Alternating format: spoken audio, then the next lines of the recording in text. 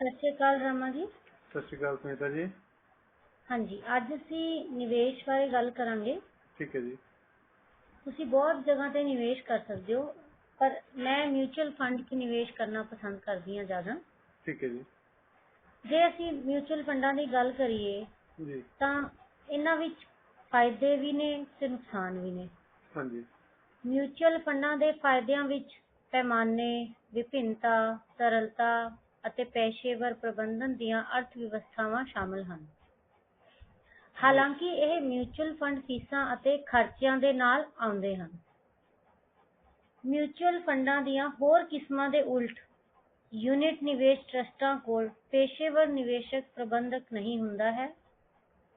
ਪ੍ਰਤੀਭੂਤੀਆਂ ਦਾ ਉਹਨਾਂ ਦਾ portfolio UIT ਦੀ ਸਿਰਜਣਾ ਤੇ ਸਥਾਪਿਤ ਕੀਤਾ ਗਿਆ ਹੈ। ਠੀਕ ਹੈ ਜੀ। ਸੰਯੁਕਤ ਰਾਜ ਵਿੱਚ 2019 ਦੇ ਅੰਤ ਵਿੱਚ 0.1 ਟ੍ਰਿਲੀਅਨ ਤੋਂ ਘੱਟ ਦੀ ਸੰਯੁਕਤ ਸੰਪਤੀਆਂ ਦੇ ਨਾਲ 4,571 UIT ਸਨ। ਅੱਛਾ ਜੀ। ਬੰਦ ਅੰਤ ਫੰਡ ਮਤਲਬ ਇਹ ਆਮ ਤੌਰ ਤੇ ਸਿਰਫ ਇੱਕ ਵਾਰ ਜਨਤਾ ਨੂੰ ਸ਼ੇਅਰ ਜਾਰੀ ਕਰਦੇ ਹਨ। ਅੱਛਾ ਜੀ।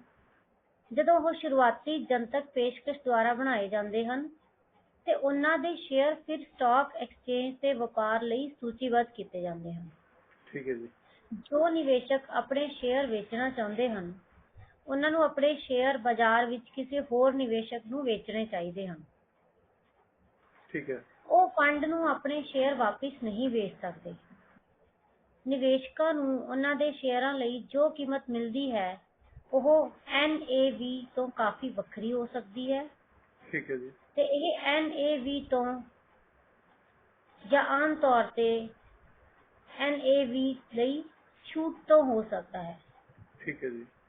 ਜੇ ਅਸੀਂ ਸੰਯੁਕਤ ਰਾਜ ਦੀ ਗੱਲ ਕਰੀਏ ਤਾਂ 2019 ਵਿੱਚ 0.28 ਟ੍ਰਿਲੀਅਨ ਡਾਲਰ ਦੀ ਸੰਯੁਕਤ ਸੰਪਤੀ ਦੇ ਨਾਲ 500 ਬੰਦ ਅੰਸ਼ ਦੇ ਮਿਊਚੁਅਲ ਫੰਡ ਸਨ।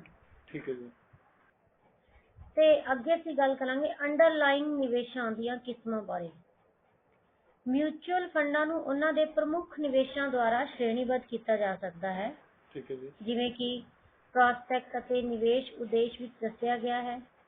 ਅੱਛਾ ਜੀ। ਫੰਡਾਂ ਦੀਆਂ 4 ਮੁੱਖ ਸ਼੍ਰੇਣੀਆਂ ਮਨੀ ਮਾਰਕੀਟ ਫੰਡ, ਬੌਂਡ ਜਾਂ ਫਿਕਸਡ ਇਨਕਮ ਫੰਡ, ਸਟਾਕ ਜਾਂ ਇਕੁਇਟੀ ਫੰਡ ਜਾਂ ਹਾਈਬ੍ਰਿਡ ਫੰਡ ਹਨ। ਅੱਛਾ ਜੀ। ਤੇ ਇਹਨਾਂ ਸ਼੍ਰੇਣੀਆਂ ਦੇ ਅੰਦਰ ਫੰਡਾਂ ਨੂੰ ਨਿਵੇਸ਼ ਉਦੇਸ਼, ਨਿਵੇਸ਼ ਪਹੁੰਚ ਜਾਂ ਖਾਸ ਫੋਕਸ ਦੁਆਰਾ ਉਪ ਵਰਗੀਕ੍ਰਿਤ ਕੀਤਾ ਜਾ ਸਕਦਾ ਹੈ। ਪ੍ਰਤੀਭੂਤੀਆਂ ਦੀਆਂ ਕਿਸਮਾਂ ਜਿਨ੍ਹਾਂ ਵਿੱਚ ਇੱਕ ਵਿਸ਼ੇਸ਼ ਫੰਡ ਨਿਵੇਸ਼ ਕਰ ਸਕਦਾ ਹੈ, ਜੀ। ਫੰਡ ਦੇ ਪ੍ਰੋਸਪੈਕਟ ਵਿੱਚ ਨਿਰਧਾਰਤ ਕੀਤਾ ਗਿਆ ਹੈ। ਠੀਕ ਹੈ ਜੀ। ਇਹ ਕਾਨੂੰਨੀ ਦਸਤਾਵੇਜ਼ ਜੋ ਫੰਡ ਦੇ ਨਿਵੇਸ਼ ਉਦੇਸ਼, ਨਿਵੇਸ਼ ਪਹੁੰਚ ਅਤੇ ਮਨਜ਼ੂਰ ਨਿਵੇਸ਼ਾਂ ਦਾ ਵਰਣਨ ਕਰਦਾ ਹੈ। ਠੀਕ ਹੈ ਜੀ। ਨਿਵੇਸ਼ ਦਾ ਉਦੇਸ਼ ਆਮਦਨ ਦੀ ਕਿਸਮ ਦਾ ਵਰਣਨ ਕਰਦਾ ਹੈ ਜੋ ਫੰਡ ਚਾਹੁੰਦਾ ਹੈ। ਠੀਕ ਹੈ ਜੇ ਜੀ। ਅਸੀਂ ਉਦਾਹਰਨ ਲਈਏ, ਇੱਕ ਪੂੰਜੀ ਪ੍ਰਸ਼ੰਸਾ ਫੰਡ ਆਮ ਤੌਰ ਤੇ ਲਾਭਾਂਸ਼ ਜਾਂ ਵਿਆਜ ਦੀ ਆਮਦਨੀ ਦੀ ਬਜਾਏ ਆਪਣੇ ਕੋਲ ਰੱਖੀਆਂ ਗਈਆਂ ਪ੍ਰਤੀਭੂਤੀਆਂ ਦੀਆਂ ਕੀਮਤਾਂ ਵਿੱਚ ਵਾਧੇ ਤੋਂ ਆਪਣੇ ਜ਼ਿਆਦਾਤਰ ਰਿਟਰਨ ਕਮਾਉਣ ਦੀ ਕੋਸ਼ਿਸ਼ ਕਰਦਾ ਹੈ। ਠੀਕ ਹੈ ਜੀ। ਨਿਵੇਸ਼ ਪਹੁੰਚ ਉਹਨਾਂ ਮਾਪਦੰਡਾਂ ਦਾ ਵਰਣਨ ਕਰਦੀ ਹੈ ਜੋ ਫੰਡ ਮੈਨੇਜਰ ਫੰਡ ਲਈ ਨਿਵੇਸ਼ ਦੀ ਚੋਣ ਕਰਨ ਲਈ ਵਰਤਦਾ ਹੈ। ਠੀਕ ਹੈ ਜੀ। ਬੌਂਡ, ਸਟਾਕ ਅਤੇ ਹਾਈਬ੍ਰਿਡ ਫੰਡਾਂ ਨੂੰ ਜਾਂ ਤਾਂ ਸੂਚਕਾਂਕ, ਜਿਹਨੂੰ ਅਸੀਂ ਪੈਸਿਵ ਪ੍ਰਬੰਧਿਤ ਫੰਡਾਂ ਜਾਂ ਸਰਗਰਮੀ ਨਾਲ ਪ੍ਰਬੰਧਿਤ ਫੰਡਾਂ ਵਜੋਂ ਵੀ ਅੱਗੇ ਸ਼੍ਰੇਣੀਬੱਧ ਕੀਤਾ ਜਾਂਦਾ ਹੈ। ਠੀਕ ਹੈ ਜੀ। ਤੇ ਵਿਕਲਪ ਨਿਵੇਸ਼ ਜੋ ਤਰਲ ਵਿਕਲਪ ਵਜੋਂ ਜਾਣੇ ਜਾਂਦੇ ਹੈਜਿੰਗ ਵਰਗੀਆਂ ਉੱਨਤ ਤਕਨੀਕਾਂ ਨੂੰ ਸ਼ਾਮਲ ਕਰਦੇ ਹਨ। ਅੱਗੇ ਅਸੀਂ ਗੱਲ ਕਰਾਂਗੇ ਮਨੀ ਮਾਰਕੀਟ ਫੰਡ। ਅੱਛਾ ਜੀ। Money market fund money market ਯੰਤਰਾਂ ਵਿੱਚ ਨਿਵੇਸ਼ ਕਰਦੇ ਹਨ ਜੋ ਕਿ ਮਿਆਦ ਪੂਰੀ ਹੋਣ ਲਈ ਬਹੁਤ ਘੱਟ ਸਮੇਂ ਅਤੇ ਉੱਚ ਕ੍ਰੈਡਿਟ ਗੁਣਵੱਤਾ ਦੇ ਨਾਲ ਸਥਿਰ ਆਮਦਨ ਪ੍ਰਤੀਭੂਤੀਆਂ ਹਨ। ਠੀਕ ਹੈ ਜੀ। ਨਿਵੇਸ਼ਕ ਅਕਸਰ ਬੈਂਕ ਬਚਤ ਖਾਤਿਆਂ ਦੇ ਬਦਲ ਵਜੋਂ ਮਨੀ ਮਾਰਕੀਟ ਫੰਡਾਂ ਦੀ ਵਰਤੋਂ ਕਰਦੇ ਹਨ। ਠੀਕ ਹੈ। ਹਾਲਾਂਕਿ ਬੈਂਕ ਬਚਤ ਖਾਤਿਆਂ ਦੇ ਉਲਟ ਸਰਕਾਰ ਦੁਆਰਾ ਮਨੀ ਮਾਰਕੀਟ ਫੰਡਾਂ ਦਾ ਬੀਮਾ ਨਹੀਂ ਕੀਤਾ ਜਾਂਦਾ ਹੈ। ਠੀਕ ਹੈ ਜੀ। ਤੇ ਜੇ ਗੱਲ ਕਰੀਏ ਸਟਾਕ ਫੰਡ, ਸਟਾਕ ਜਾਂ ਇਕੁਇਟੀ ਫੰਡ ਆਮ ਸਟਾਕਾਂ ਵਿੱਚ ਨਿਵੇਸ਼ ਕਰਦੇ ਹਨ। ਸਟਾਕ ਫੰਡ ਸਟਾਕ ਮਾਰਕੀਟ ਦੇ ਕਿਸੇ ਖਾਸ ਖੇਤਰ ਤੇ ਧਿਆਨ ਕੇਂਦਰਿਤ ਕਰ ਸਕਦੇ ਹਨ, ਜਿਵੇਂ ਕਿ ਸਿਰਫ ਇੱਕ ਖਾਸ ਉਦਯੋਗ ਤੋਂ ਸਟਾਕ, ਕਿਸੇ ਖਾਸ ਦੇਸ਼ ਜਾਂ ਖੇਤਰ ਤੋਂ ਸਟਾਕ, ਮਜ਼ਬੂਤ ਵਿਕਾਸ ਦਾ ਅਨੁਭਵ ਕਰ ਰਹੀਆਂ ਕੰਪਨੀਆਂ ਦੇ ਸਟਾਕ, ਜਿਵੇਂ ਕਿ ਤੁਸੀਂ ਦੇਖਦੇ ਹੋ ਬਹੁਤ ਸਾਰੀਆਂ ਕੰਪਨੀਆਂ ਦੇ ਸਟਾਕ ਉਪਲਬਧ ਹਨ। ठीक है जी। ਜਾਂ ਫਿਰ ਸਟਾਕ ਜਿਨ੍ਹਾਂ ਨੂੰ ਪੋਰਟਫੋਲੀਓ ਪ੍ਰਬੰਧਕ ਕਮੇਟੀ ਦੇ ਕਾਰੋਬਾਰ ਦੇ ਮੁੱਲ ਦੇ ਅਨੁਸਾਰ ਇੱਕ ਚੰਗਾ ਮੁੱਲ ਸਮਝਦੇ ਹਨ। हाँ जी। ਜਾਂ ਫਿਰ ਉੱਚ ਲਾਭਾਂਸ਼ ਦਾ ਭੁਗਤਾਨ ਕਰਨ ਵਾਲੇ ਸਟਾਕ ਜੋ ਆਮਦਨ ਪ੍ਰਦਾਨ ਕਰਦੇ ਹਨ। ठीक है जी। ਜਾਂ ਇੱਕ ਖਾਸ ਮਾਰਕੀਟ ਪੂੰਜੀਕਰਨ ਸੀਮਾ ਦੇ ਅੰਦਰ ਸਟਾਕ। ठीक है। ਅੱਗੇ ਹੈ ਫੋਕਸ ਫੰਡ। जी। ਫੰਡ ਜੋ ਮੁਕਾਬਲਤਨ ਥੋੜੇ ਜਿਹੇ ਸਟਾਕਾਂ ਵਿੱਚ ਨਿਵੇਸ਼ ਕਰਦੇ ਹਨ, हाँ जी। ਉਹਨਾਂ ਨੂੰ ਫੋਕਸ ਫੰਡ ਕਿਹਾ ਜਾਂਦਾ ਹੈ। ਉਹ ਸਿਰਫ ਥੋੜੇ ਜਿਹੇ ਨਿਵੇਸ਼ ਲਈ ਸਟਾਕ ਘੱਟ ਸਟਾਕ ਯੂਜ਼ ਕਰਦੇ ਹਨ ਤੇ ਉਹਨਾਂ ਨੂੰ ਤਾਂ ਹੀ ਫੋਕਸ, ਮਤਲਬ ਘੱਟ ਸਟਾਕ ਹੈ ਤੇ ਉਹਨਾਂ ਤੇ ਫੋਕਸ ਜ਼ਿਆਦਾ ਰਹਿੰਦਾ ਹੈ, ਇਸ ਲਈ ਉਹਨਾਂ ਨੂੰ ਫੋਕਸ ਫੰਡ ਵੱਲੋਂ ਜਾਣਿਆ ਜਾਂਦਾ ਹੈ। ठीक है जी। ਅੱਗੇ ਅਸੀਂ ਗੱਲ ਕਰਾਂਗੇ hybrid fund. Hybrid fund bond ਅਤੇ ਸਟਾਕਾਂ ਜਾਂ ਪਰਿਵਰਤਨਸ਼ੀਲ ਪ੍ਰਤੀਭੂਤੀਆਂ ਦੋਵਾਂ ਵਿੱਚ ਨਿਵੇਸ਼ ਕਰਦੇ ਹਨ। ਸੰਤੁਲਿਤ ਫੰਡ, ਸੰਪਤੀ ਵੰਡ ਫੰਡ, ਪਰਿਵਰਤਨਸ਼ੀਲ ਬੌਂਡ ਫੰਡ, ਟੀਚਾ ਮਿਤੀ ਜਾਂ ਟੀਚਾ ਜੋਖਮ ਫੰਡ ਅਤੇ ਜੀਵਨ ਚੱਕਰ ਜਾਂ ਜੀਵਨ ਸ਼ੈਲੀ ਫੰਡ ਸਾਰੇ ਕਿਸਮ ਦੇ ਹਾਈਬ੍ਰਿਡ ਫੰਡ ਹਨ। ਹਾਈਬ੍ਰਿਡ ਫੰਡਾਂ ਦੀ ਕਾਰਗੁਜ਼ਾਰੀ ਨੂੰ ਸਟਾਕ ਕਾਰਕਾਂ, ਬੌਂਡ ਕਾਰਕਾਂ, ਇੱਕ ਸਰਕਾਰੀ ਬੌਂਡ ਸੂਚਕਾਂਕ ਦੇ ਵਾਧੂ ਰਿਟਰਨ, ਵਿਕਲਪ ਕਾਰਕਾਂ, ਇਹਨਾਂ ਸਾਰਿਆਂ ਦੇ ਸੁਮੇਲ ਦੁਆਰਾ ਸਮਝਿਆ ਜਾ ਸਕਦਾ ਹੈ। ठीक है जी। ਅਤੇ ਫੰਡ ਕਾਰਕ ਵੀ ਇਸ ਸ਼ਾਮਲ ਹੈ। अच्छा जी। ਤੇ ਹਾਈਬ੍ਰਿਡ ਫੰਡਾਂ ਨੂੰ ਫੰਡਾਂ ਦੇ ਫੰਡ ਵਜੋਂ ਢਾਂਚਾ ਬਣਾਇਆ ਜਾ ਸਕਦਾ ਹੈ, ਮਤਲਬ ਕਿ ਉਹ ਹੋਰ ਮਿਊਚੁਅਲ ਫੰਡਾਂ ਵਿੱਚ ਸ਼ੇਅਰ ਖਰੀਦ ਕੇ ਨਿਵੇਸ਼ ਕਰਦੇ ਹਨ ਜੋ ਪ੍ਰਤੀਭੂਤੀਆਂ ਵਿੱਚ ਨਿਵੇਸ਼ ਕਰਦੇ ਹਨ। ਫੰਡਾਂ ਦੇ ਬਹੁਤ ਸਾਰੇ ਫੰਡ ਐਫੀਲੀਏਟਿਡ ਫੰਡਾਂ ਵਿੱਚ ਨਿਵੇਸ਼ ਕਰਦੇ ਹਨ, ਮਤਲਬ ਕਿ ਇੱਕੋ ਫੰਡ ਸਪਾਂਸਰ ਦੁਆਰਾ ਪ੍ਰਬੰਧਿਤ ਮਿਊਚੁਅਲ ਫੰਡ। ਹਾਲਾਂਕਿ ਕੁਝ ਗੈਰ ਸੰਬੰਧਿਤ ਫੰਡ ਜਾਂ ਦੋਵਾਂ ਦੇ ਕੁਝ ਸੁਮੇਲ ਵਿੱਚ ਵੀ ਨਿਵੇਸ਼ ਕਰਦੇ ਹਨ। ठीक है। 2019 ਵਿੱਚ ਸੰਯੁਕਤ ਰਾਜ ਵਿੱਚ ਹਾਈਬ੍ਰਿਡ ਫੰਡਾਂ ਵਿੱਚ $1.6 ਟ੍ਰਿਲੀਅਨ ਸੀ, ਜੋ ਕਿ ਉਦਯੋਗ ਦੇ 6% ਦੀ ਨੁਮਾਇੰਦਗੀ ਕਰਦੀ ਹੈ। ਤੇ ਜੇ ਅਸੀਂ ਹੋਰ ਫੰਡਾਂ ਦੀ ਗੱਲ ਕਰੀਏ, ਫੰਡ ਵਸਤੂਆਂ ਜਾਂ ਹੋਰ ਨਿਵੇਸ਼ਾਂ ਵਿੱਚ ਵੀ ਨਿਵੇਸ਼ ਕਰ ਸਕਦੇ ਹਨ। ਅੱਗੇ ਅਸੀਂ ਦੇਖਾਂਗੇ ਖਰਚੇ। ਮਿਊਚੁਅਲ ਫੰਡ ਵਿੱਚ ਨਿਵੇਸ਼ਕ ਫੰਡ ਦੇ ਖਰਚਿਆਂ ਦਾ ਭੁਗਤਾਨ ਕਰਦੇ ਹਨ। अच्छा जी। ਇਹਨਾਂ ਵਿੱਚੋਂ ਕੁਝ ਖਰਚੇ ਇੱਕ ਨਿਵੇਸ਼ਕ ਦੇ ਖਾਤੇ ਦੀ ਕੀਮਤ ਨੂੰ ਘਟਾਉਂਦੇ ਹਨ, ਹੋਰ ਫੰਡ ਦੁਆਰਾ ਅਦਾ ਕੀਤੇ ਜਾਂਦੇ ਹਨ ਅਤੇ ਸ਼ੁੱਧ ਸੰਪਤੀ ਮੁੱਲ ਨੂੰ ਘਟਾਉਂਦੇ ਹਨ। ठीक है जी। ਤੇ ਇਸ ਪ੍ਰਬੰਧਨ ਫੀਸ ਵੀ ਆਉਂਦੀ ਹੈ। ठीक है जी। ਪ੍ਰਬੰਧਨ ਫੀਸ ਮਤਲਬ ਪ੍ਰਬੰਧਨ ਫੀਸ ਫੰਡ ਦੁਆਰਾ ਪ੍ਰਬੰਧਨ ਕੰਪਨੀ ਜਾਂ ਸਪਾਂਸਰ ਨੂੰ ਅਦਾ ਕੀਤੀ ਜਾਂਦੀ ਹੈ, ਜੋ ਫੰਡ ਦਾ ਆਯੋਜਨ ਕਰਦੀ ਹੈ। अच्छा जी। ਪੋਰਟਫੋਲੀਓ ਪ੍ਰਬੰਧਨ ਜਾਂ ਨਿਵੇਸ਼ ਸਲਾਹਕਾਰ ਸੇਵਾਵਾਂ ਪ੍ਰਦਾਨ ਕਰਦੀ ਹੈ ਅਤੇ ਆਮ ਤੌਰ ਤੇ ਫੰਡ ਨੂੰ ਆਪਣੇ ਬ੍ਰਾਂਡ ਨੂੰ ਉਧਾਰ ਦਿੰਦੀ ਹੈ। ठीक है जी। ਫੰਡ ਮੈਨੇਜਰ ਹੋਰ ਪ੍ਰਬੰਧਕੀ ਸੇਵਾਵਾਂ ਵੀ ਪ੍ਰਦਾਨ ਕਰ ਸਕਦਾ ਹੈ। ਪ੍ਰਬੰਧਨ ਫੀਸ ਵਿੱਚ ਅਕਸਰ ਬ੍ਰੇਕ ਪੁਆਇੰਟ ਹੁੰਦੇ ਹਨ, ਜਿਸ ਦਾ ਮਤਲਬ ਹੈ ਕਿ ਇਹ ਸੰਪਤੀ ਵਾਧੇ ਵਜੋਂ ਘਟਦੀ ਹੈ। ਫੰਡ ਦਾ ਬੋਰਡ ਸਾਲਾਨਾ ਪ੍ਰਬੰਧਨ ਫੀਸ ਦੀ ਸਮੀਖਿਆ ਕਰਦਾ ਹੈ। ਫੰਡ ਸ਼ੇਅਰ ਧਾਰਕਾਂ ਨੂੰ ਕਿਸੇ ਵੀ ਪ੍ਰਸਤਾਵਿਤ ਵਾਧੇ ਤੇ ਵੋਟ ਦੇਣਾ ਚਾਹੀਦਾ ਹੈ, ਪਰ ਫੰਡ ਮੈਨੇਜਰ ਜਾਂ ਸਪਾਂਸਰ ਫੰਡ ਦੇ ਖਰਚੇ ਦੇ ਅਨੁਪਾਤ ਨੂੰ ਘਟਾਉਣ ਲਈ ਕੁਝ ਜਾਂ ਸਾਰੀਆਂ ਪ੍ਰਬੰਧਨ ਫੀਸਾਂ ਨੂੰ ਮਾਫ ਕਰਨ ਲਈ ਸਹਿਮਤ ਵੀ ਹੋ ਸਕਦੇ ਹਨ। ठीक है जी। ਤੇ ਕੁਝ ਸੂਚਕਾਂਕ ਫੰਡ ਆਮ ਤੌਰ ਤੇ ਸਰਗਰਮੀ ਨਾਲ ਪ੍ਰਬੰਧਿਤ ਫੰਡਾਂ ਨਾਲੋਂ ਘੱਟ ਪ੍ਰਬੰਧਨ ਫੀਸ ਲੈਂਦੇ ਹਨ। ठीक है जी। ਅੱਗੇ ਅਸੀਂ ਗੱਲ ਕਰਾਂਗੇ ਵੰਡ ਖਰਚੇ ਜਾਂ ਫਿਰ ਮਿਊਚੁਅਲ ਫੰਡ ਫੀਸ ਅਤੇ ਖਰਚੇ। ठीक है जी। ਵੰਡ ਖਰਚੇ ਮਾਰਕੀਟਿੰਗ ਫੰਡਾਂ ਦੇ ਸ਼ੇਅਰ ਦੀ ਵੰਡ ਦੇ ਨਾਲ-ਨਾਲ ਨਿਵੇਸ਼ਕਾਂ ਨੂੰ ਸੇਵਾਵਾਂ ਲਈ ਭੁਗਤਾਨ ਕਰਦੇ ਹਨ। ਡਿਸਟ੍ਰੀਬਿਊਸ਼ਨ ਚਾਰਜ ਦੀਆਂ ਅੱਗੇ 3 ਕਿਸਮਾਂ ਹੋ ਸਕਦੀਆਂ ਹਨ। ਫਰੰਟ ਐਂਡ ਲੋਡ ਜਾਂ ਵਿਕਰੀ ਚਾਰਜ। ਇਹ ਫਰੰਟ ਐਂਡ ਲੋਡ ਜਾਂ ਸੇਲਸ ਚਾਰਜ ਇੱਕ ਕਮਿਸ਼ਨ ਹੁੰਦਾ ਹੈ ਜੋ ਇੱਕ ਦਲਾਲ ਨੂੰ ਮਿਊਚੁਅਲ ਫੰਡ ਦੁਆਰਾ ਅਦਾ ਕੀਤਾ ਜਾਂਦਾ ਹੈ ਜਦੋਂ ਠੀਕ ਹੈ। ਸ਼ੇਅਰ ਖਰੀਦੇ ਜਾਂਦੇ ਹਨ।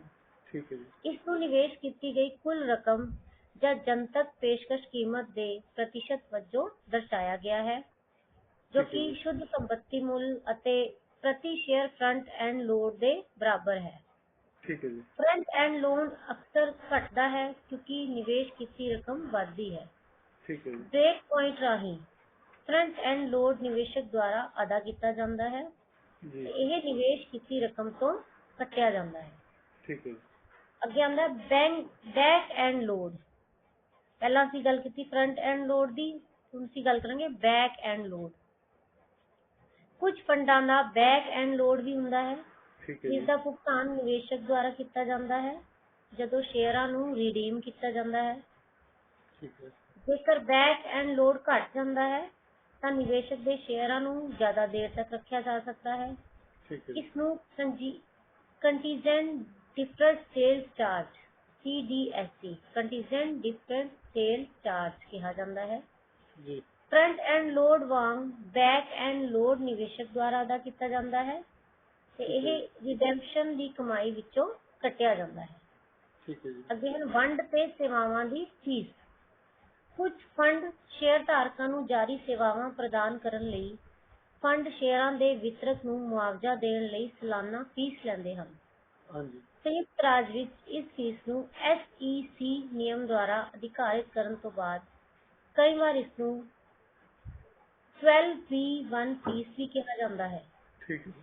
ਫੰਡ ਅਤੇ ਸੇਵਾਵਾਂ ਦੀ ਫੀਸ ਫੰਡ ਦੁਆਰਾ ਅਦਾ ਕੀਤੀ ਜਾਂਦੀ ਹੈ ਅਤੇ ਅੱਛਾ ਜੀ। ਸ਼ੁੱਧ ਸੰਪत्ति ਮੁੱਲ ਨੂੰ ਘਟਾਉਂਦੀ ਹੈ। ਠੀਕ ਹੈ ਜੀ। ਇੱਕ ਮਿਊਚੁਅਲ ਫੰਡ ਆਪਣੇ ਪੋਰਟਫੋਲੀਓ ਵਿੱਚ ਪ੍ਰਤੀਭੂਤੀਆਂ ਨੂੰ ਖਰੀਦਣ ਜਾਂ ਵੇਚਣ ਨਾਲ ਸੰਬੰਧਿਤ ਖਰਚਿਆਂ ਦਾ ਵੀ ਭੁਗਤਾਨ ਕਰਦਾ ਹੈ। ਠੀਕ ਹੈ ਜੀ। ਇਹਨਾਂ ਖਰਚਿਆਂ ਵਿੱਚ ਦਲਾਲੀ ਕਮਿਸ਼ਨ ਸ਼ਾਮਲ ਹੋ ਸਕਦੇ ਹਨ। ਇਹ ਲਾਗਤਾਂ ਆਮ ਤੌਰ ਤੇ ਟਰਨਓਵਰ ਨਾਲ ਸਕਾਰਾਤਮਕ ਤੌਰ ਤੇ ਸੰਬੰਧਿਤ ਹੁੰਦੀਆਂ ਹਨ। ਇੱਕ ਸਿੰਗਲ ਮਿਊਚੁਅਲ ਫੰਡ ਕਈ ਵੱਖ-ਵੱਖ ਕਿਸਮਾਂ ਦੇ ਸ਼ੇਅਰਾਂ ਦੀ ਪੇਸ਼ਕਸ਼ ਕਰਕੇ ਨਿਵੇਸ਼ਕਾਂ ਨੂੰ front end load, back end load ਅਤੇ ਡਿਸਟ੍ਰੀਬਿਊਸ਼ਨ ਅਤੇ ਸੇਵਾਵਾਂ ਦੀ ਫੀਸ ਦੇ ਵੱਖ-ਵੱਖ ਸੰਜੋਗਾਂ ਦਾ ਵਿਕਲਪ ਦੇ ਸਕਦਾ ਹੈ, ਠੀਕ ਹੈ ਜੀ। ਜਿਸ ਨੂੰ ਸ਼ੇਅਰ ਕਲਾਸਾਂ ਵਜੋਂ ਜਾਣਿਆ ਜਾਂਦਾ ਹੈ। ਅੱਛਾ ਜੀ। ਉਹ ਸਾਰੇ ਪ੍ਰਤੀਭੂਤੀਆਂ ਦੇ ਇੱਕੋ ਪੋਰਟਫੋਲੀਓ ਵਿੱਚ ਨਿਵੇਸ਼ ਕਰਦੇ ਹਨ, ਪਰ ਜੀ। ਹਰੇਕ ਦੇ ਵੱਖ-ਵੱਖ ਖਰਚੇ ਹੁੰਦੇ ਹਨ ਅਤੇ ਇਸ ਹਮ। ਲਈ ਵੱਖ-ਵੱਖ ਸ਼ੁੱਧ ਸੰਪत्ति ਮੁੱਲ ਤੇ ਵੱਖ-ਵੱਖ ਪ੍ਰਦਰਸ਼ਨ ਨਤੀਜੇ ਵੀ ਹੁੰਦੇ ਹਨ। ਠੀਕ ਹੈ ਜੀ। ਇਹਨਾਂ ਵਿੱਚੋਂ ਕੁਝ ਸ਼ੇਅਰ ਕਲਾਸਾਂ ਕੁਝ ਖਾਸ ਕਿਸਮ ਦੇ ਨਿਵੇਸ਼ਕਾਂ ਲਈ ਵੀ ਉਪਲਬਧ ਹੋ ਸਕਦੀਆਂ ਹਨ। ਅੱਛਾ ਜੀ। ਇਹਨਾਂ ਕਲਾਸਾਂ ਨੂੰ ਵੀ ਅੱਗੇ ਅਸੀਂ ਵੰਡ ਸਕਦੇ ਹਾਂ, ਜਿਵੇਂ ਕਿ ਕਲਾਸ A ਸ਼ੇਅਰ ਆਮ ਤੌਰ ਤੇ ਇੱਕ ਛੋਟੀ ਵੰਡ ਤੇ ਸੇਵਾਵਾਂ ਦੀ ਫੀਸ ਦੇ ਨਾਲ ਇੱਕ ਫਰੰਟ ਐਂਡ ਵਿਕਰੀ ਲੋਡ ਲੈਂਦੇ ਹਨ। ਅੱਛਾ ਜੀ। ਕਲਾਸ B ਦੇ ਸ਼ੇਅਰਾਂ ਵਿੱਚ ਆਮ ਤੌਰ ਤੇ ਫਰੰਟ ਐਂਡ ਸੇਲਸ ਲੋਡ ਨਹੀਂ ਹੁੰਦਾ। ਇਸ ਦੀ ਬਜਾਏ ਉਹਨਾਂ ਕੋਲ 12B ਫੀਸ ਦੇ ਨਾਲ ਕਈ ਸਾਲਾਂ ਵਿੱਚ ਹੌਲੀ-ਹੌਲੀ ਘਟਦੀ ਜਾਂਦੀ ਹੈ ਤੇ ਕਲਾਸ B ਦੇ ਸ਼ੇਅਰ ਆਮ ਤੌਰ ਤੇ ਇੱਕ ਨਿਸ਼ਚਿਤ ਮਿਆਦ ਲਈ ਰੱਖੇ ਜਾਣ ਤੋਂ ਬਾਅਦ ਆਪਣੇ ਆਪ ਹੀ ਕਲਾਸ A ਦੇ ਸ਼ੇਅਰਾਂ ਵਿੱਚ ਬਦਲ ਜਾਂਦੇ ਹਨ। ਠੀਕ ਹੈ ਜੀ। ਇਸ ਤਰ੍ਹਾਂ ਅਸੀਂ ਸ਼ੇਅਰਾਂ ਬਾਰੇ ਗੱਲ ਕੀਤੀ, ਕਿਉਂਕਿ ਨਿਵੇਸ਼ ਮੈਂ ਮਿਊਚੁਅਲ ਫੰਡ 'ਚ ਨਿਵੇਸ਼ ਕਰਦੀ ਹਾਂ ਤਾਂ ਮੈਂ ਤੁਹਾਨੂੰ ਨਿਵੇਸ਼ ਬਾਰੇ ਇਹੀ ਜਾਣਕਾਰੀ ਦਿੱਤੀ ਕਿ ਮਿਊਚੁਅਲ ਫੰਡ 'ਚ ਕਿਵੇਂ ਤੁਸੀਂ ਨਿਵੇਸ਼ ਕਰ ਸਕਦੇ ਹੋ ਤੇ ਇਹਨਾਂ ਦੀਆਂ ਕਿੰਨੀਆਂ ਕਿਸਮਾਂ ਹੋ ਸਕਦੀਆਂ ਹਨ, ਕੀ ਖਰਚੇ ਹੋ ਸਕਦੇ ਹਨ। ਠੀਕ ਹੈ ਜੀ। ਠੀਕ ਹੈ ਸੁਨੀਤਾ ਜੀ, ਜਿਹੜੀ ਤੁਸੀਂ ਹੁਣ ਮਿਊਚੁਅਲ ਫੰਡ ਬਾਰੇ ਗੱਲ ਕਰੀ ਸੀ, ਹਾਂਜੀ ਤੇ ਮੈਂ ਵੀ ਹੁਣ ਤੁਹਾਨੂੰ ਮਿਊਚੁਅਲ ਫੰਡ ਬਾਰੇ ਥੋੜਾ ਹੋਰ ਆਪਣੀ ਜਿਹੜੀ ਜਾਣਕਾਰੀ ਹੈ ਸਾਂਝੀ ਕਰਨਾ ਚਾਹਾਂਗਾ ਜੀ। ਹਾਂਜੀ ਜਿਹੜਾ ਮਿਊਚੁਅਲ ਫੰਡ ਹੈ ਜੀ, ਇੱਕ ਮਿਊਚੁਅਲ ਫੰਡ ਜੋ ਹੈ ਇੱਕ ਪੇਸ਼ੇਵਰ ਤੌਰ ਤੇ ਪ੍ਰਬੰਧਿਤ ਨਿਵੇਸ਼ ਫੰਡ ਹੁੰਦਾ ਹੈ ਜੀ, ਜੋ ਬਹੁਤ ਸਾਰੇ ਨਿਵੇਸ਼ਕਾਂ ਤੋਂ ਪ੍ਰਤੀਭੂਤੀਆਂ ਖਰੀਦਣ ਲਈ ਪੈਸਾ ਇਕੱਠਾ ਕਰਦਾ ਹੈ ਜੀ। ਹਾਂਜੀ ਇਹ ਸ਼ਬਦ ਆਮ ਤੌਰ ਤੇ ਸੰਯੁਕਤ ਰਾਜ ਕੈਨੇਡਾ ਅਤੇ ਭਾਰਤ ਵਿੱਚ ਵਰਤਿਆ ਜਾਂਦਾ ਹੈ, ਜਦੋਂ ਕਿ ਵਿਸ਼ਵ ਭਰ ਵਿੱਚ ਸਮਾਨ ਢਾਂਚੇ ਵਿੱਚ ਯੂਰਪ ਵਿੱਚ ਜਿਵੇਂ SICAV ਵੇਰੀਏਬਲ ਪੂੰਜੀ ਵਾਲੇ ਨਿਵੇਸ਼ ਕੰਪਨੀ ਅਤੇ UK ਵਿੱਚ ਓਪਨ ਐਂਡ ਨਿਵੇਸ਼ ਕੰਪਨੀ ਸ਼ਾਮਲ ਹਨ ਜੀ। ਮਿਊਚੁਅਲ ਫੰਡਾਂ ਨੂੰ ਅਕਸਰ ਉਹਨਾਂ ਦੇ ਮੁੱਖ ਨਿਵੇਸ਼ਾਂ ਦੁਆਰਾ ਸ਼੍ਰੇਣੀਬੱਧ ਕੀਤਾ ਜਾਂਦਾ ਹੈ ਜੀ। ਜਿਵੇਂ ਤੁਸੀਂ ਦੱਸਿਆ ਜੀ, ਮਨੀ ਮਾਰਕੀਟ ਫੰਡ, ਬੌਂਡ ਜਾਂ ਫਿਰ ਫਿਕਸਡ ਇਨਕਮ ਫੰਡ, ਸਟਾਕ ਜਾਂ ਇਕੁਇਟੀ ਫੰਡ ਜਾਂ ਹਾਈਬ੍ਰਿਡ ਫੰਡ ਜੀ। ਹਾਂਜੀ ਇਹਨਾਂ ਫੰਡਾਂ ਨੂੰ ਜੋ ਸੂਚਾਂਕ ਫੰਡਾਂ ਵਜੋਂ ਹੀ ਸ਼੍ਰੇਣੀਬੱਧ ਕੀਤਾ ਜਾ ਸਕਦਾ ਹੈ ਜੀ, ਜੋ ਕਿ ਨਿਸ਼ਕ੍ਰਿय ਢੰਗ ਨਾਲ ਪ੍ਰਬੰਧਿਤ ਫੰਡ ਹੁੰਦੇ ਹਨ ਜੋ ਕਿਸੇ ਸੂਚਾਂਕ ਦੇ ਪ੍ਰਦਰਸ਼ਨ ਨੂੰ ਟਰੈਕ ਕਰਦੇ ਹਨ ਜੀ, ਜਿਵੇਂ ਕਿ ਸਟਾਕ ਮਾਰਕੀਟ ਸੂਚਾਂਕ ਜਾਂ ਬੌਂਡ ਮਾਰਕੀਟ ਸੂਚਾਂਕ ਜਾਂ ਸਰਗਰਮੀ ਨਾਲ ਪ੍ਰਬੰਧਿਤ ਫੰਡ ਜੋ ਸਟਾਕ ਮਾਰਕੀਟ ਸੂਚਕਾਂਕ ਨੂੰ ਪਛਾੜਨਾ ਚਾਹੁੰਦੇ ਹਨ ਪਰ ਆਮ ਤੌਰ ਤੇ ਉੱਚ ਫੀਸ ਵਸੂਲਦੇ ਹਨ ਜੀ। ਮਿਊਚੁਅਲ ਫੰਡਾਂ ਦੇ ਜਿਹੜੇ ਪ੍ਰਾਇਮਰੀ ਢਾਂਚੇ ਹੈ ਓਪਨ ਐਂਡ ਫੰਡ ਹੁੰਦੇ ਜੀ, ਬੰਦ ਐਂਡ ਫੰਡ ਅਤੇ ਯੂਨਿਟ ਨਿਵੇਸ਼ ਟਰਸਟ ਹਨ ਜੀ। ਜਿਵੇਂ ਓਪਨ ਐਂਡ ਫੰਡ ਹਰ ਸ਼ੇਅਰ ਤੇ ਸ਼ੁੱਧ ਸੰਪਤੀ ਮੁੱਲ ਤੇ ਜਾਰੀਕਰਤਾ ਤੋਂ ਖਰੀਦੇ ਜਾਂ ਵੇਚੇ ਜਾ ਸਕਦੇ ਨੇ ਜੀ, ਜਿਵੇਂ ਕਿ ਵਪਾਰਕ ਦਿਨ ਦੀ ਸਮਾਪਤੀ ਜਿਸ ਦਿਨ ਵੀ ਆਰਡਰ ਕੀਤਾ ਗਿਆ ਸੀ ਜਦੋਂ ਤੱਕ ਆਰਡਰ ਬੰਦ ਹੋਣ ਤੋਂ ਪਹਿਲਾਂ ਇੱਕ ਨਿਸ਼ਚਿਤ ਮਿਆਦ ਦੇ ਅੰਦਰ ਰੱਖਿਆ ਗਿਆ ਸੀ। ਉਹਨਾਂ ਦਾ ਜਾਰੀਕਰਤਾ ਨਾਲ ਸਿੱਧਾ ਵਪਾਰ ਕੀਤਾ ਜਾ ਸਕਦਾ ਹੈ। ਵਿਅਕਤੀਗਤ ਪ੍ਰਤੀਭੂਤੀਆਂ ਵਿੱਚ ਸਿੱਧੇ ਨਿਵੇਸ਼ ਦੇ ਮੁਕਾਬਲੇ ਮਿਊਚੁਅਲ ਫੰਡ ਦੇ ਫਾਇਦੇ ਅਤੇ ਨੁਕਸਾਨ ਵੀ ਹਨ ਜੀ ਬਹੁਤ। ਮਿਊਚੁਅਲ ਫੰਡਾਂ ਦੇ ਫਾਇਦਿਆਂ ਵਿੱਚ ਪੈਮਾਨੇ ਦੀ ਆਰਥਿਕਤਾ, ਵਿਭਿੰਨਤਾ, ਤਰਲਤਾ ਅਤੇ ਪੇਸ਼ੇਵਰ ਪ੍ਰਬੰਧਨ ਜਿਹੜੇ ਸ਼ਾਮਿਲ ਹਨ ਜੀ। ਹਾਲਾਂਕਿ ਇਹ ਮਿਊਚੁਅਲ ਫੰਡ ਫੀਸਾਂ ਤੇ ਖਰਚਿਆਂ ਨਾਲ ਵੀ ਆਉਂਦੇ ਨੇ ਜੀ। ਮਿਊਚੁਅਲ ਫੰਡਾਂ ਨੂੰ ਸਰਕਾਰੀ ਸੰਸਥਾਵਾਂ ਦੁਆਰਾ ਨਿਯੰਤਰਿਤ ਕੀਤਾ ਜਾਂਦਾ ਹੈ ਅਤੇ ਉਹਨਾਂ ਦੀ ਜਾਣਕਾਰੀ ਪ੍ਰਕਾਸ਼ਿਤ ਕਰਨ ਦੀ ਲੋੜ ਵੀ ਹੁੰਦੀ ਹੈ, ਜਿਸ ਵਿੱਚ ਪ੍ਰਦਰਸ਼ਨ ਦੀ ਬੈਂਚਮਾਰਕ ਨਾਲ ਤੁਲਨਾ, ਚਾਰਜ ਕੀਤੀਆਂ ਗਈਆਂ ਫੀਸਾਂ ਅਤੇ ਰੱਖੀਆਂ ਗਈਆਂ ਪ੍ਰਤੀਭੂਤੀਆਂ ਇਹ ਸਭ ਸ਼ਾਮਿਲ ਹਨ ਜੀ। ਇੱਕ ਸਿੰਗਲ ਮਿਊਚੁਅਲ ਫੰਡ ਵਿੱਚ ਕਈ ਸ਼ੇਅਰ ਕਲਾਸਾਂ ਹੋ ਸਕਦੀਆਂ ਹਨ ਜਿਸ ਦੁਆਰਾ ਵੱਡੇ ਨਿਵੇਸ਼ਕ ਘੱਟ ਫੀਸ ਅਦਾ ਕਰਦੇ ਨੇ, ਜਿਵੇਂ ਤੁਸੀਂ ਦੱਸਿਆ ਸੀਗਾ ਜੀ। ਹੈਜ ਫੰਡ ਅਤੇ ਐਕਸਚੇਂਜ ਟ੍ਰੇਡਡ ਫੰਡ ਮਿਊਚੁਅਲ ਫੰਡ ਹੈ ਜਿਹੜੇ ਨਹੀਂ ਨੇ, ਇਹ ਮਿਊਚੁਅਲ ਫੰਡ ਨਹੀਂ ਹਨ ਜੀ। ਤੁਹਾਨੂੰ ਜਿਹੜੀ ਸ਼ੁਰੂਆਤੀ ਇਤਿਹਾਸ ਹੈ ਇਹਦੇ ਬਾਰੇ ਜਾਣਕਾਰੀ ਦੱਸਣਾ ਚਾਹੂੰਗਾ ਜੀ। ਪਹਿਲੇ ਆਧੁਨਿਕ ਨਿਵੇਸ਼ ਫੰਡ ਮਿਊਚੁਅਲ ਫੰਡਾਂ ਦਾ ਪੂਰਵਗਾਮੀ ਡੱਚ ਗਣਰਾਜ ਵਿੱਚ ਸਥਾਪਿਤ ਕੀਤੇ ਗਏ ਸਨ ਜੀ। ਸਨ 1772 ਦੇ ਸੰਕਟ ਦੇ ਜਵਾਬ ਵਿੱਚ ਐਮਸਟਰਡਮ ਆਧਾਰਿਤ ਕਾਰੋਬਾਰੀ ਅਬਰਾਹਮ ਜਾਂ ਐਡਰੀਅਨ ਵੈਨ ਕੈਟਵਿਚ ਨੇ ਇੰਡੀਅਨ ਮਾਰਕੀਟ यानी एकता ताकत पैदा करती है ਇਹ ਨਾਮਕ ਇੱਕ ਟਰਸਟ ਬਣਾਇਆ ਸੀ ਜੀ। ਉਸਦਾ ਉਦੇਸ਼ ਜੀ ਸੀ ਛੋਟੇ ਨਿਵੇਸ਼ਕਾਂ ਨੂੰ ਵਿਭਿੰਨਤਾ ਦਾ ਮੌਕਾ ਪ੍ਰਦਾਨ ਕਰਨਾ। ਜਿਹੜੇ ਮਿਊਚੁਅਲ ਫੰਡ ਹੈ ਜੀ 1890 ਦੇ ਦਹਾਕੇ ਵਿੱਚ ਸੰਯੁਕਤ ਰਾਜ ਵਿੱਚ ਪੇਸ਼ ਕੀਤੇ ਗਏ ਸਨ ਜੀ। ਸ਼ੁਰੂਆਤੀ ਯੂਐਸ ਫੰਡ ਆਮ ਤੌਰ ਤੇ ਸ਼ੇਅਰਾਂ ਦੀ ਇੱਕ ਨਿਸ਼ਚਿਤ ਸੰਖਿਆ ਦੇ ਨਾਲ ਬੰਦ ਅੰਤ ਤੇ ਫੰਡ ਹੁੰਦੇ ਨੇ ਜੋ ਅਕਸਰ ਪੋਰਟਫੋਲੀਓ ਤੇ ਸ਼ੁੱਧ ਸੰਪਤੀ ਮੁੱਲ ਤੋਂ ਉੱਪਰ ਦੀਆਂ ਕੀਮਤਾਂ ਤੇ ਵਪਾਰ ਕਰਦੇ ਸਨ ਜੀ। ਰਿਡੀਮੇਬਲ ਸ਼ੇਅਰਾਂ ਵਾਲੇ ਪਹਿਲਾ open and mutual fund 21 March 1924 ਨੂੰ ਮੈਸਾਚਿਉਸੇਟਸ ਇਨਵੈਸਟਮੈਂਟ ਟਰਸਟ ਵਜੋਂ ਸਥਾਪਿਤ ਕੀਤਾ ਗਿਆ ਸੀ ਜੀ, ਜੋ ਕਿ ਅੱਜ ਵੀ ਮੌਜੂਦ ਹੈ ਅਤੇ MFS ਨਿਵੇਸ਼ ਪ੍ਰਬੰਧਨ ਦੁਆਰਾ ਪ੍ਰਬੰਧਿਤ ਕੀਤਾ ਗਿਆ ਹੈ। ਸੰਯੁਕਤ ਰਾਜ ਵਿੱਚ ਬੰਦ ਅੰਤ ਫੰਡ 1920 ਦੇ ਦਹਾਕੇ ਵਿੱਚ ਓਪਨ ਐਂਡ ਫੰਡਾਂ ਨਾਲੋਂ ਵਧੇਰੇ ਪ੍ਰਸਿੱਧ ਰਹੀ ਜੀ। 1929 ਵਿੱਚ ਓਪਨ ਐਂਡ ਫੰਡ ਉਦਯੋਗ ਦੀ ਕੁੱਲ ਸੰਪਤੀ ਵਿੱਚੋਂ $27 ਬਿਲੀਅਨ ਦਾ ਸਿਰਫ 5% ਸੀ। 1933 ਦਾ ਪ੍ਰਤੀਭੂਤੀ ਐਕਟ ਇਹ ਮੰਗ ਕਰਦਾ ਹੈ ਕਿ ਜਨਤਾ ਨੂੰ ਵੇਚੇ ਗਏ ਸਾਰੇ ਨਿਵੇਸ਼ ਮਿਊਚੁਅਲ ਫੰਡਾਂ ਸਮੇਤ SEC ਨਾਲ ਰਜਿਸਟਰ ਕੀਤੇ ਜਾਣ ਅਤੇ ਉਹ ਸੰਭਾਵੀ ਨਿਵੇਸ਼ਕਾਂ ਨੂੰ ਇੱਕ ਪ੍ਰੋਸਪੈਕਟਸ ਪ੍ਰਦਾਨ ਕਰਦੇ ਹਨ ਜੋ ਨਿਵੇਸ਼ ਬਾਰੇ ਜ਼ਰੂਰੀ ਤੱਥਾਂ ਦਾ ਖੁਲਾਸਾ ਕਰਦਾ ਹੈ ਜੀ। ਸਿਕਿਉਰਿਟੀਜ਼ ਐਂਡ ਐਕਸਚੇਂਜ ਐਕਟ 1934 ਦੀ ਲੋੜ ਹੈ ਕਿ ਪ੍ਰਤੀਭੂਤੀਆਂ ਦੇ ਜਾਰੀਕਰਤਾ ਮਿਊਚੁਅਲ ਫੰਡਾਂ ਸਮੇਤ ਆਪਣੇ ਨਿਵੇਸ਼ਕਾਂ ਨੂੰ ਨਿਯਮਿਤ ਤੌਰ ਤੇ ਰਿਪੋਰਟ ਕਰੋ ਜੀ। ਇਸ ਐਕਟ ਨੇ ਸਿਕਿਉਰਿਟੀਜ਼ ਐਂਡ ਐਕਸਚੇਂਜ ਕਮਿਸ਼ਨ ਵੀ ਬਣਾਇਆ ਜੀ, ਜੋ ਕਿ ਮਿਊਚੁਅਲ ਫੰਡਾਂ ਦਾ ਪ੍ਰਮੁੱਖ ਰੈਗੂਲੇਟਰ ਹੈ।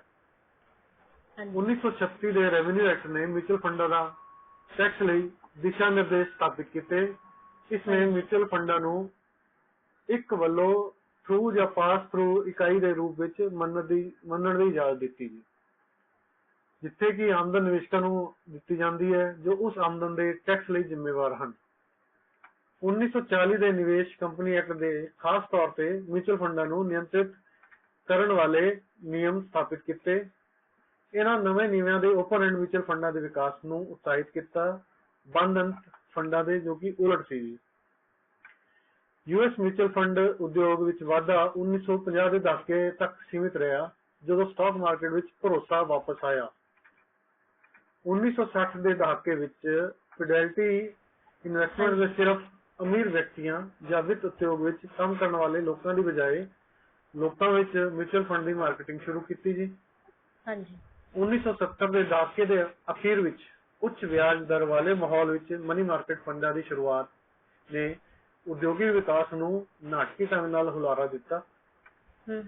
ਪਹਿਲਾ ਰਿਟੇਲ ਇੰਡੈਕਸ ਫੰਡ ਸੀ ਫਸਟ ਇੰਡੈਕਸ ਇਨਵੈਸਟਮੈਂਟ ਟਰਸਟ 1976 ਵਿੱਚ ਦ ਵੈਨਗਾਰਡ ਗਰੁੱਪ ਦੁਆਰਾ ਬਣਾਇਆ ਗਿਆ ਸੀ ਜੀ, ਜਿਸ ਦੀ ਅਗਵਾਈ ਜੌਨ ਬੈਗਲ ਨੇ ਕੀਤੀ ਸੀ ਜੀ। ਇਸ ਨੂੰ ਹੁਣ ਵੈਗਨਗਾਰਡ 500 ਇੰਡੈਕਸ ਫੰਡ ਕਿਹਾ ਜਾਂਦਾ ਹੈ ਅਤੇ ਸਭ ਤੋਂ ਵੱਡੇ ਮਿਊਚੁਅਲ ਫੰਡਾਂ ਵਿੱਚੋਂ ਇੱਕ ਹੈ। 1980 ਦੇ ਦਹਾਕੇ ਦੀ ਸ਼ੁਰੂਆਤ ਤੋਂ ਮਿਊਚੁਅਲ ਫੰਡ ਉਦਯੋਗ ਨੇ ਵਿਕਾਸ ਦਾ ਦੌਰ ਜਿਹੜਾ ਹੈ ਸ਼ੁਰੂ ਕੀਤਾ। ਰਾਬਰਟ ਪੋਜਨ ਅਤੇ ਥੇਰੇਸਾ ਹੈਮਾਕਰ ਦੇ ਅਨੁਸਾਰ ਵਿਕਾਸ ਜੋ ਹੈ 3 ਕਾਰਕਾਂ ਦਾ ਨਤੀਜਾ ਸੀ ਜੀ। ਸਟਾਕ ਅਤੇ ਬੌਂਡ ਦੋਵਾਂ ਲਈ ਇੱਕ ਬਲਦ ਬਾਜ਼ਾਰ, ਨਵੇਂ ਉਤਪਾਦ ਜਾਣ ਪਛਾਣ ਯਾਨੀ ਕਿ ਮਿਊਨਿਸਪਲ ਬੌਂਡ, ਵੱਖ-ਵੱਖ ਉਦਯੋਗ ਸੈਕਟਰਾਂ, ਅੰਤਰਰਾਸ਼ਟਰੀ ਫੰਡਾਂ ਅਤੇ ਟੀਚਾ ਮਿਤੀ ਫੰਡਾਂ ਦੇ ਆਧਾਰਿਤ ਫੰਡਾਂ ਸਮੇਤ ਅਤੇ ਫੰਡ ਸ਼ੇਅਰਾਂ ਦੀ ਵਿਆਪਕ ਵੰਡ। ਹਾਂਜੀ ਨਵੇਂ ਡਿਸਟ੍ਰੀਬਿਊਸ਼ਨ ਚੈਨਲ ਵਿੱਚੋਂ ਰਿਟਾਇਰਮੈਂਟ ਯੋਜਨਾਵਾਂ ਸਨ ਜੀ। ਮਿਊਚੁਅਲ ਫੰਡ ਹੁਣ ਕੁਝ ਖਾਸ ਕਿਸਮ ਦੀਆਂ ਰਿਟਾਇਰਮੈਂਟ ਯੋਜਨਾਵਾਂ, ਖਾਸ ਤੌਰ ਤੇ 401 ਕੇ, ਹੋਰ ਪ੍ਰਤਿਭਾਸ਼ਿਤ ਯੋਗਦਾਨ ਯੋਜਨਾਵਾਂ ਅਤੇ ਵਿਅਕਤੀਗਤ ਰਿਟਾਇਰਮੈਂਟ ਖਾਤਿਆਂ ਯਾਨੀ ਕਿ IRAs ਇਹਨਾਂ ਵਿੱਚ ਇੱਕ ਤਰਜੀਹੀ ਨਿਵੇਸ਼ ਵਿਕਲਪ ਸਨ, ਜੋ ਕਿ ਸਨ 1980 ਦੇ ਦਹਾਕੇ ਵਿੱਚ ਪ੍ਰਸਿੱਧੀ ਵਿੱਚ ਵਧੇ ਹਨ।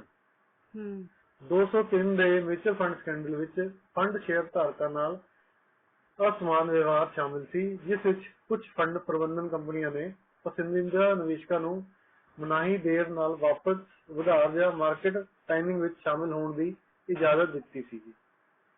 ਇਸ ਘੁਟਾਲੇ ਦਾ ਪਰਦਾਫਾਸ਼ ਨਿਊਯਾਰਕ ਦੇ ਸਾਬਕਾ ਅਟਾਰਨੀ ਜਨਰਲ ਇਲੀਅਟ ਸਪਿੰਸਰ ਦੁਆਰਾ ਕੀਤਾ ਗਿਆ ਸੀ ਅਤੇ ਇਸ ਨਾਲ ਨਿਯਮਾਂ ਵਿੱਚ ਜਿਹੜਾ ਫਿਰ ਵਾਧਾ ਹੋਇਆ ਸੀ ਜੀ। ਜਰਮਨ ਮਿਊਚੁਅਲ ਫੰਡਾਂ ਬਾਰੇ 2007 ਦੇ ਇੱਕ ਅਧਿਐਨ ਵਿੱਚ ਜੋਹਾਨ ਗੋਮੈਲਕਾ ਤੇ ਰਾਲ ਜਰਮਨੀ ਨੇ ਜਰਮਨ ਮਿਊਚੁਅਲ ਫੰਡਾਂ ਦੇ ਵਪਾਰ ਵਿੱਚ ਗੈਰ ਕਾਨੂੰਨੀ ਸਮਾਂ ਖੇਤਰ, ਆਰਬਿਟਰੇਜ ਅਤੇ ਅੰਕੜਾਤਮਕ ਸਬੂਤ ਲੱਭੇ ਸਨ ਜੀ। ਹਾਲਾਂਕਿ ਰੈਗੂਲੇਟਰਾਂ ਨੂੰ ਰਿਪੋਰਟ ਕੀਤੀ ਗਈ ਸੀ, ਬਾਫਿਨ ਨੇ ਇਹਨਾਂ ਨਤੀਜਿਆਂ ਤੇ ਕਦੇ ਟਿੱਪਣੀ ਨਹੀਂ ਕੀਤੀ। ਇਹਨਾਂ ਦੀ ਵਿਸ਼ੇਸ਼ਤਾਵਾਂ ਹੈ ਜੀ, ਜਿਵੇਂ ਹੋਰ ਕਿਸਮ ਦੇ ਨਿਵੇਸ਼ ਫੰਡ ਵਾਂਗ ਵਿਕਲਪਕ ਢਾਂਚੇ ਜਾਂ ਵਿਅਕਤੀਗਤ ਪ੍ਰਤੀਭੂਤੀਆਂ ਵਿੱਚ ਸਿੱਧੇ ਨਿਵੇਸ਼ ਕਰਨ ਦੇ ਮੁਕਾਬਲੇ ਮਿਊਚੁਅਲ ਫੰਡਾਂ ਦੇ ਫਾਇਦੇ ਅਤੇ ਨੁਕਸਾਨ ਵੀ ਬਹੁਤ ਹਨ ਜੀ, ਜਿਹਦੇ ਬਾਰੇ ਮੈਂ ਤੁਹਾਨੂੰ ਦੱਸਾਂਗਾ। ਲਾਭ ਹੈ ਜੀ, ਸਭ ਤੋਂ ਪਹਿਲਾਂ ਇਹਦਾ ਲਾਭ ਹੈ ਕਿ ਵਿਭਿੰਨਤਾ ਲਈ ਵਧੀਆ ਮੌਕਾ ਹੈ ਜੀ। ਇੱਕ ਫੰਡ ਬਹੁਤ ਸਾਰੀਆਂ ਪ੍ਰਤੀਭੂਤੀਆਂ ਰੱਖ ਕੇ ਵਿਭਿੰਨਤਾ ਕਰਦਾ ਹੈ ਜੀ। ਇਹ ਵਿਭਿੰਨਤਾ ਜੋਖਮ ਨੂੰ ਜਿਹੜਾ ਹੈ ਘਟਾਉਂਦੀ ਹੈ ਜੀ। ਰੋਜ਼ਾਨਾ ਤਰਲਤਾ ਹੈ ਜੀ। ਸੰਯੁਕਤ ਰਾਜ ਵਿੱਚ ਮਿਊਚੁਅਲ ਫੰਡ ਸ਼ੇਅਰਾਂ ਨੂੰ 7 ਦਿਨਾਂ ਦੇ ਅੰਦਰ ਉਹਨਾਂ ਤੋਂ ਸ਼ੁੱਧ ਸੰਪਤੀ ਮੁੱਲ ਲਈ ਰਿਡੀਮ ਕੀਤਾ ਜਾ ਸਕਦਾ ਹੈ, ਪਰ ਅਭਿਆਸ ਵਿੱਚ ਛੁਟਕਾਰਾ ਅਕਸਰ ਬਹੁਤ ਤੇਜ਼ ਹੁੰਦਾ ਹੈ ਜੀ। ਇਹ ਤਰਲਤਾ ਸੰਪਤੀ ਦੇਣਦਾਰੀ ਬੇਮੇਲ ਬਣਾ ਸਕਦੀ ਹੈ, ਜੋ ਚੁਣੌਤੀਆਂ ਪੈਦਾ ਕਰਦੀ ਹੈ ਜੀ, ਜਿਸ ਨੇ ਕੁਝ ਹੱਦ ਤੱਕ 2016 ਵਿੱਚ ਇੱਕ SEC ਤਰਲਤਾ ਪ੍ਰਬੰਧਨ ਨਿਯਮ ਇਸ ਨੂੰ ਪ੍ਰੇਰਿਤ ਕੀਤਾ ਸੀ ਜੀ। ਪੇਸ਼ੇਵਰ ਨਿਵੇਸ਼ ਪ੍ਰਬੰਧਨ ਹੈ ਜੀ। ਓਪਨ ਅਤੇ ਬੰਦ ਐਂਡ ਵੰਡ ਫੰਡ ਦੇ ਨਿਵੇਸ਼ਾਂ ਦੀ ਨਿਗਰਾਨੀ ਕਰਨ ਲਈ ਪੋਰਟਫੋਲੀਓ ਪ੍ਰਬੰਧਕਾਂ ਨੂੰ ਨਿਯੁਕਤ ਕਰਦੇ ਹਨ ਜੀ। ਨਿਵੇਸ਼ਾਂ ਵਿੱਚ ਹਿੱਸਾ ਲੈਣ ਦੀ ਯੋਗਤਾ ਜੋ ਸਿਰਫ ਵੱਡੇ ਨਿਵੇਸ਼ਕਾਂ ਲਈ ਉਪਲਬਧ ਹੋ ਸਕਦੀ ਹੈ।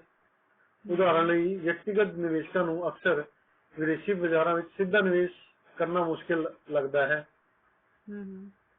ਇਹਦੀ ਸੇਵਾ ਅਤੇ ਸਹੂਲਤ ਬਾਰੇ ਗੱਲ ਕਰਾਂਗੇ। ਫੰਡ ਅਕਸਰ ਜਿਹੜੀ ਸੇਵਾਵਾਂ ਪ੍ਰਦਾਨ ਕਰਦੇ ਹਨ, ਜਿਵੇਂ ਕਿ ਚੈੱਕ ਲਿਖਣਾ, ਸਰਕਾਰੀ ਨਿਗਰਾਨੀ ਵਿੱਚ ਨੇ ਜੀ। ਮਿਊਚੁਅਲ ਫੰਡਾਂ ਨੂੰ ਸਰਕਾਰੀ ਸੰਸਥਾਵਾਂ ਦੁਆਰਾ ਜੋ ਹੈ ਨਿਯੰਤਰਿਤ ਕੀਤਾ ਜਾਂਦਾ ਹੈ।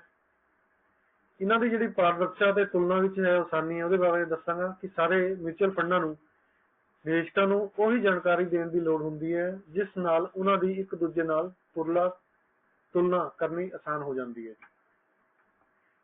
ਇਹਦੇ ਵੀ ਮਿਊਚੁਅਲ ਫੰਡਾਂ ਹੈ ਜੀ, ਇਹਨਾਂ ਦੇ ਕਈ ਨੁਕਸਾਨ ਵੀ ਹਨ, ਜਿਸ ਵਿੱਚ ਸ਼ਾਮਿਲ ਹੈ ਕਿ ਫੀਸ ਹੈ ਜੀ। ਇਹਨਾਂ ਲਾਭਾਂ ਦੀ ਮਾਨਤਾ ਦੇ ਸਮੇਂ ਘੱਟ ਨਿਯੰਤਰਣ, ਘੱਟ ਅਨੁਮਾਨਿਤ ਆਮਦਨ ਹੈ ਜੀ। ਅਨੁਕੂਲਿਤ ਕਰਨ ਦਾ ਕੋਈ ਮੌਕਾ ਨਹੀਂ ਹੈ ਜੀ। ਨਿਯਮ ਅਤੇ ਸੰਚਾਲਨ ਸੰਯੁਕਤ ਪ੍ਰਾਂਤ ਜੀ ਸੰਯੁਕਤ ਰਾਜ ਵਿੱਚ ਮਿਊਚੁਅਲ ਫੰਡਾਂ ਨੂੰ ਨਿਯੰਤਰਣ ਕਰਨ ਵਾਲੇ ਪ੍ਰਮੁੱਖ ਕਾਨੂੰਨ ਹਨ ਜੀ। ਹਾਂਜੀ 1933 ਦਾ ਪ੍ਰਤੀਭੂਤੀ ਐਕਟ ਇਹ ਮੰਗ ਕਰਦਾ ਹੈ ਕਿ ਜਨਤਾ ਨੂੰ ਵੇਚੇ ਗਏ ਸਾਰੇ ਨਿਵੇਸ਼ ਮਿਊਚੁਅਲ ਫੰਡਾਂ ਸਮੇਤ ਜੀ SEC ਨਾਲ ਰਜਿਸਟਰ ਕੀਤੇ ਜਾਣ ਤੇ ਉਹ ਸੰਭਾਵੀ ਨਿਵੇਸ਼ਕਾਂ ਨੂੰ ਇੱਕ ਪ੍ਰੋਸਪੈਕਟਸ ਪ੍ਰਦਾਨ ਕਰਦਾ ਹੈ ਜੋ ਨਿਵੇਸ਼ ਬਾਰੇ ਜ਼ਰੂਰੀ ਤੱਥਾਂ ਦਾ ਖੁਲਾਸਾ ਕਰਦਾ ਹੈ ਜੀ। 1936 ਦੇ ਰੈਵਨਿਊ ਐਕਟ ਦੇ ਮਿਊਚੁਅਲ ਫੰਡਾਂ ਦੇ ਟੈਕਸ ਲਈ ਦਿਸ਼ਾ ਨਿਰਦੇਸ਼ ਆਦਿ ਸਥਾਪਿਤ ਕੀਤੇ ਸਨ ਜੀ। ਮਿਊਚੁਅਲ ਫੰਡਾਂ ਦੀ ਆਮਦਨੀ ਅਤੇ ਮੁਨਾਫਿਆਂ ਤੇ ਟੈਕਸ ਨਹੀਂ ਲਗਾਇਆ ਜਾਂਦਾ ਹੈ ਜੇਕਰ ਇਹ US ਅੰਦਰੂਨੀ ਮਾਲੀਆ ਕੋਡ ਦੇ ਤਹਿਤ ਕੁਝ ਲੋੜਾਂ ਦੀ ਪਾਲਣਾ ਕਰਦੇ ਨੇ। ਇਸ ਦੀ ਬਜਾਏ ਟੈਕਸ ਯੋਗ ਆਮਦਨ ਫੰਡ ਵਿੱਚ ਵੀ ਨਿਵੇਸ਼ਕਾਂ ਨੂੰ ਦਿੱਤੀ ਜਾਂਦੀ ਹੈ ਜੀ।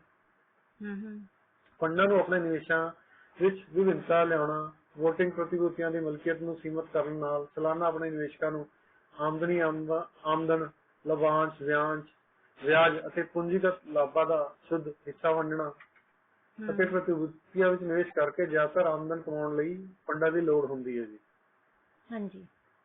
ਮਿਊਚੁਅਲ ਫੰਡਾਂ ਦੀ ਨਿਗਰਾਨੀ ਜਿਹੜਾ ਹੈ ਬੋਰਡ ਆਫ ਡਾਇਰੈਕਟਰ ਦੁਆਰਾ ਕੀਤੀ ਜਾਂਦੀ ਹੈ ਜੇਕਰ ਇੱਕ ਕਾਰਪੋਰੇਸ਼ਨ ਵਜੋਂ ਸੰਗਠਿਤ ਕੀਤਾ ਜਾਂਦਾ ਜਾਂ ਟਰਸਟੀਆਂ ਦੇ ਬੋਰਡ ਦੁਆਰਾ ਜੇਕਰ ਇੱਕ ਟਰਸਟ ਵਜੋਂ ਸੰਗਠਿਤ ਕੀਤਾ ਜਾਂਦਾ ਹੈ। ਬੋਰਡ ਨੂੰ ਇਹ ਯਕੀਨੀ ਬਣਾਉਣਾ ਚਾਹੀਦਾ ਹੈ ਕਿ ਫੰਡ ਦਾ ਪ੍ਰਬੰਧਨ ਫੰਡ ਦੇ ਨਿਵੇਸ਼ਕਾਂ ਦੇ ਹਿੱਤਾਂ ਵਿੱਚ ਕੀਤਾ ਜਾਂਦਾ ਹੈ। ਬੋਰਡ ਫੰਡ ਮੈਨੇਜਰ ਅਤੇ ਹੋਰ ਸੇਵਾ ਪ੍ਰਦਾਤਾਵਾਂ ਨੂੰ ਫੰਡ ਲਈ ਨਿਯੁਕਤ ਵੀ ਕਰਦਾ ਹੈ ਜੀ। ਉਸ ਤੋਂ ਬਾਅਦ ਭਾਰਤ ਵਿੱਚ ਮਿਊਚੁਅਲ ਫੰਡ ਭਾਰਤ ਸਰਕਾਰ ਦੀ ਮਲਕੀਅਤ ਵਾਲੀ ਪ੍ਰਤੀਭੂਤੀਆਂ ਅਤੇ ਵਸਤੂ ਬਾਜ਼ਾਰ ਦੇ regulator securities and exchange board India ਦੁਆਰਾ ਨਿਯੰਤਰਿਤ ਕੀਤੇ ਜਾਂਦੇ ਹਨ ਜੀ। ਅਗਸਤ 1995 ਵਿੱਚ ਬਣਾਈ ਗਈ ਸੰਸਥਾ ਨੇ ਭਾਰਤ ਵਿੱਚ ਮਿਊਚੁਅਲ ਫੰਡਾਂ ਬਾਰੇ ਨਿਵੇਸ਼ਕਾਂ ਨੂੰ ਜਾਗਰੂਕ ਅਤੇ ਉਤਸ਼ਾਹਿਤ ਕਰਨ ਲਈ ਮਾਰਚ 2017 ਵਿੱਚ ਮਿਊਚੁਅਲ ਫੰਡ ਸਹੀ ਹੈ ਮੁਹਿੰਮ ਚਲਾਈ ਸੀ ਜੀ ਤੇ ਹੋਰ ਬਹੁਤ ਸਾਰੀ ਮਿਹਨਤ ਕੀਤੀ ਭਾਰਤ ਸਰਕਾਰ ਨੇ ਜਿਹਦੇ ਕਰਕੇ ਮਿਊਚੁਅਲ ਫੰਡ ਦੇ ਬਹੁਤ ਸਾਰੇ ਫਾਇਦੇ ਵੀ ਹਨ ਤੇ ਜਿਨ੍ਹਾਂ ਵੱਲ ਸਾਨੂੰ ਧਿਆਨ ਰੱਖਣਾ ਚਾਹੀਦਾ ਹੈ ਕਿ ਜ਼ਿਆਦਾਤਰ ਸਮੇਂ ਵਿੱਚ ਜਦੋਂ ਤੁਸੀਂ ਨਿਵੇਸ਼ ਕਰਨਾ ਚਾਹੁੰਦੇ ਹੋ ਤੇ ਮਿਊਚੁਅਲ ਫੰਡ ਵਿੱਚ ਨਿਵੇਸ਼ ਕਰੋ। ਉਹ ਤੁਹਾਨੂੰ ਵਾਧੂ ਜਿਹੜਾ ਹੈ ਫਾਇਦਾ ਦੇ ਕੇ ਜਾਣਗੇ ਤੇ ਹਮੇਸ਼ਾ ਤੁਹਾਡੇ ਹਿੱਤ ਵਿੱਚ ਹੀ ਰਹਿਣਗੇ। ਇਹ ਸਨ ਜੀ ਮੇਰੇ ਵਿਚਾਰ ਮਿਊਚੁਅਲ ਫੰਡ ਦੇ ਇਨਵੈਸਟਮੈਂਟ ਬਾਰੇ ਤੇ ਤੁਹਾਡੇ ਨਾਲ ਗੱਲ ਕਰਕੇ ਰਾਮਾ ਸੁਨੀਤਾ ਜੀ ਮੈਨੂੰ ਬਹੁਤ ਚੰਗਾ ਲੱਗਿਆ ਜੀ। ਹਾਂਜੀ ਤੁਸੀਂ ਬਹੁਤ ਵਧੀਆ ਜਾਣਕਾਰੀ ਦਿੱਤੀ ਜੀ ਫੰਡਾਂ ਬਾਰੇ। ਠੀਕ ਹੈ ਜੀ ਧੰਨਵਾਦ। ਧੰਨਵਾਦ ਜੀ।